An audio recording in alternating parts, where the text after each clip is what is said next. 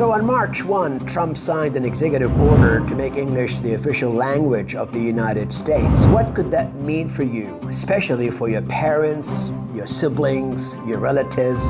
What are the cultural implications of this? Here's what the order says. Establishing English as the official language will not only streamline communication, but also reinforce shared national values and create a more cohesive and efficient society. You've chosen to come to our country and live here.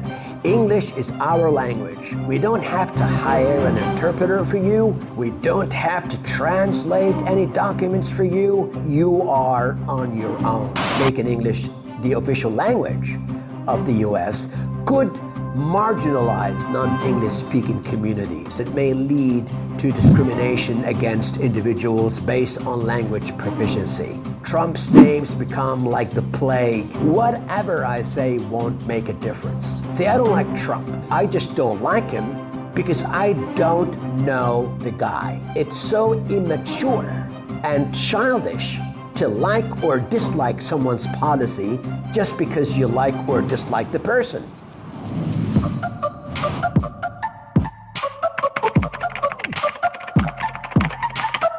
Eslan. Hey folks, Patrick from Eslan here.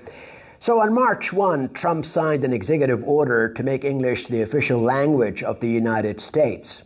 Subscribe to the channel and hit the notification bell, and I'd love to hear your comments below as well. English as the official language of the U.S. Basically, this new executive order revokes, meaning cancels, repeals, nullifies Executive Order 13166 of August 11th, 2000, improving access to services for persons with limited English proficiency. All right? What that effectively means is that if you can't speak, understand, read, or write English in the U.S., and you don't have anybody to help you, well, you are in a bit of pickle. The U.S. government is basically effectively telling you, you've chosen to come to our country and live here. English is our language. We don't have to hire an interpreter for you. We don't have to translate any documents for you.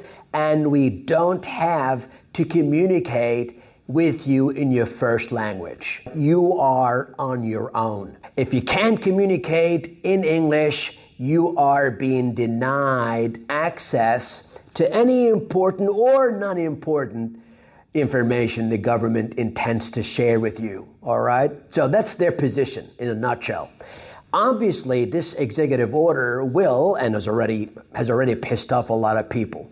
Most of those who are irked by it feel that way because they can't stand Trump, all right? Whatever Trump does is automatically abhorred. Trump's names become like the plague, right? It's become synonymous with Satan or Lucifer or Beelzebub, all right? They really believe that if you'd shave that yellow hair of his, you'd probably find the mark of the devil like 666. Now, the rest may genuinely believe the executive order is racist and bigoted, right? Now, to the first group, the Trump haters, whatever I say won't make a difference, all right? It will fall on deaf ears. You can't have a rational conversation with someone so consumed and blinded by hate. See, I don't like Trump, but it's not that I don't like Trump because I dislike him, right? I just don't like him because I don't know the guy, all right? Maybe if I did meet him and know him, personally, I might dislike him or like him or hate him even. I don't know. But I think it's so immature and childish to like or dislike someone's policy just because you like or dislike the person. I'm sure you'd argue that, you hate the person because of his policies, all right? But judging from the insanity and irrationality I've seen, the over-the-top reaction to some of the most common sense policy positions he's taken, I sort of think that much of the hatred toward him is irrational. It's actually crazy. Crazier than cooking popcorn in a pot without a lid. But I digress. Now, Those willing to engage, in a meaningful debate on this may argue that making English the official language of the U.S.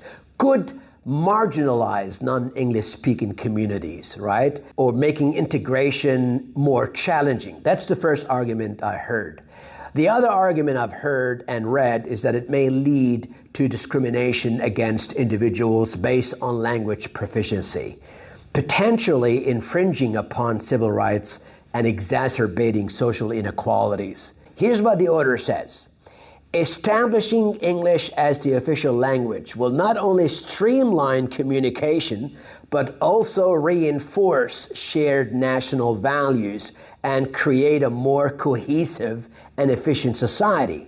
So the whole reason the Trump administration claims English should be the official language of the nation is precisely that non-English speaking communities are not assimilating or integrating into the American culture.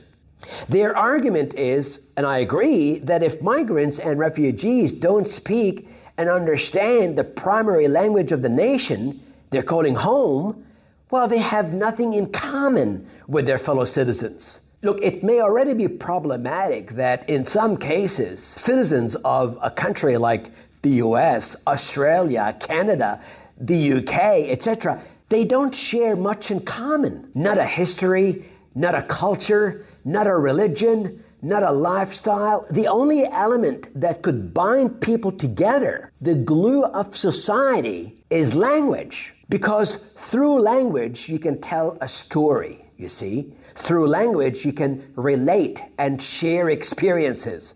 So even if we don't have anything else in common, language will bring us closer together, right? So the way I see it, demanding that migrants and refugees learn the language of the land is far less racist and bigoted than allowing them to create a small replica of their country of birth inside the host country.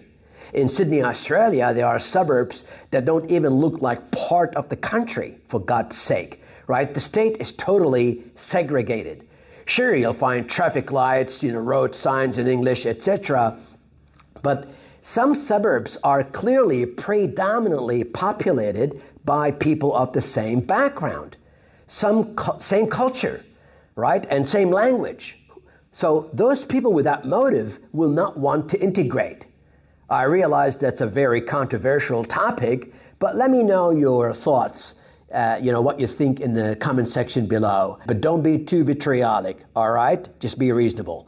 So thank you very much, and I'll see you next time.